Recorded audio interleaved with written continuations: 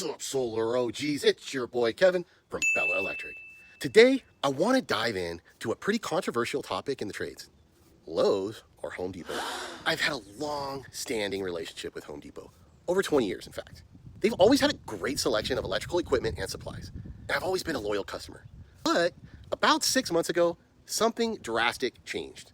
They stopped carrying Klein tools. I'm not sure what went down with their agreement, but it stirred quite a bit of talk and controversy. Around the same time, Lowe's stepped up and started offering a huge selection of Klein tools. Everything from adjustable wrenches to insulated Allen wrenches. A whole range of awesome gear. All kinds of cool stuff. Pack outs, you name it.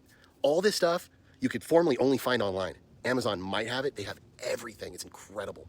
Guys, from day one, since 1999, I've been a Klein guy. If it ain't Klein, it ain't mine, okay? So I started giving Lowe's a chance. And let me tell you, the experience has been stellar. I love the place now. Guys, have you ever been to a Home Depot bathroom at 9 a.m. on a Wednesday? It is a horrible experience. The smells, grunts, moans, and constant flushing are downright medieval. Everyone in there has digestive issues and bad eating habits. It's disgusting. Lowe's is awesome. It's clean. There's always someone to help you. It's never crowded for some reason. That being said, selection isn't always the best, and sometimes the stock can be hit or miss, but it's so clean and nice. It's like the difference between Walmart and Whole Foods pretty much at this point. There's always somebody to help, especially when cutting wire, which is a huge plus.